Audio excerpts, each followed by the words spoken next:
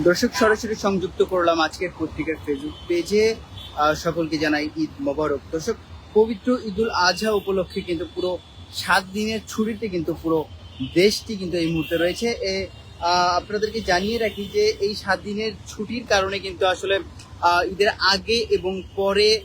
যে 7 দিন ছুটি, সেই 7 দিন ছুটি থাকার কারণে কিন্তু এবার ঘরমুখী মানুষের যে বাড়ি ফেরার যে ভোগান্তি, সেটিও কিন্তু তুলনামূলকভাবে অনেক কম এবং ঢাকা শহর কিন্তু ইতিমধ্যে পুরোপুরি আসলে ফাঁকা হয়ে রয়েছে। আমরা এই মুহূর্তে রয়েছি বাংলা মোটরের ঠিক ফুটওভার ব্রিজের উপরে। আপনারা দেখতে পাচ্ছেন বাংলা মোটরে আসলে এই ঠিক এই সময়টায় আসলে প্রতিদিন আসলে যে পরিস্থিতি থাকে, ঠিক তার উল্টো পরিস্থিতি কিন্তু আসলে এই মুহূর্তে দেখা যাচ্ছে যে আসলে কোনো ধরনের যানজট কিন্তু আসলে নেই এবং মানুষ কিন্তু খুবই স্বস্তিতে কিন্তু আসলে ঢাকা শহরে চলাফেরা করতে পারছেন। পরিবার পরিজন নিয়ে ঈদে কিন্তু যারা আসলে গ্রামের বাড়িতে গিয়েছেন, আত্মীয় স্বজনদের কাছে গিয়েছেন এবং নারীর টানে আসলে মায়ের কাছে গিয়েছেন, তাদের কিন্তু তারা এবার গ্রামে যেতে যেই আসলে পদ্ধতি অবলম্বন করেছেন, সেটি হলো যেহেতু ঈদের আগে বেশ কয়েকদিন ছুটি পাওয়া গিয়েছে, তাই ধাপে ধাপে কিন্তু আসলে বাড়ি যাওয়া হয়েছে। যেরকম ট্রেন, বাস সহ আরো যে সকল লঞ্চ ঘাট সহ আর যে সকল যাওয়ার মাধ্যম রয়েছে, সেই জায়গাগুলোতে কিন্তু আসলে বেশ কয়েকটা ধাপে ধাপে কিন্তু আসলে মানুষ তাদের গ্রামের বাড়িতে গিয়েছেন এবং গ্রামের বাড়িতে যাবার পরে ঈদের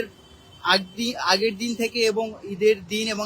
আজকের দ্বিতীয় দিন অর্থাৎ ঈদের পরের দিন কিন্তু পুরো ঢাকা শহর কিন্তু আসলে ঢাকা শহরের যে পরিস্থিতি, সেটি কিন্তু আসলে একদমই ফাঁকা পরিবেশ কিন্তু আমরা দেখতে পাচ্ছি। দর্শক, আপনাদেরকে জানিয়ে রাখি যে ঈদুল আজহা উপলক্ষে 25 মে থেকে 31 মে পর্যন্ত টানা 7 দিনের সাধারণ ছুটি কিন্তু আসলে ঘোষণা করেছে সরকার। তবে দীর্ঘ ছুটিকে সমন্বয় করতে এবং সেই ছুটির অংশ হিসেবে গত 23 মে শনিবার কিন্তু আহ, আহ,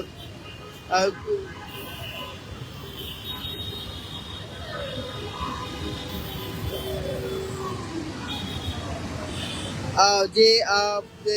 23 মে শনিবার যে সরকারি ছুটি, সেই ছুটি কিন্তু আসলে বাতিল করা হয়েছে এবং এই বাতিলের কারণ কিন্তু আসলে দীর্ঘ টানা 7 দিন ছুটির পরে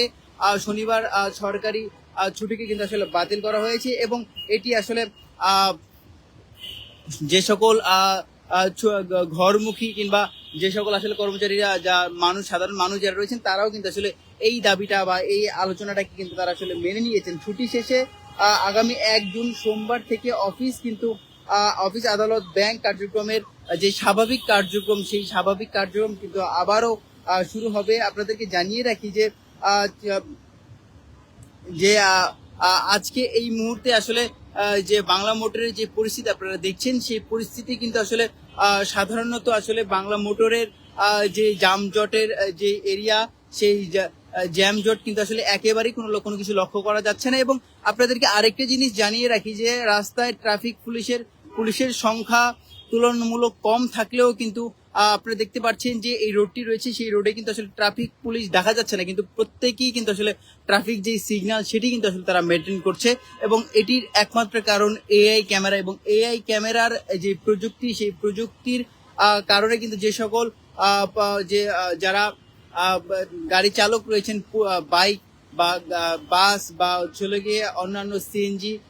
কার যারা আসলে চালায়, তারা কিন্তু আসলে বলছেন যে এটি খুবই ভালো একটা উদ্যোগ হয়েছে এবং এই উদ্যোগের কারণে কিন্তু আসলে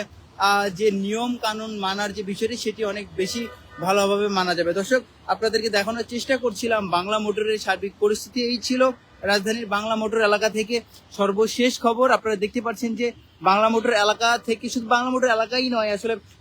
শুধু পুরো ঢাকার জুড়েই কিন্তু আসলে ঢাকার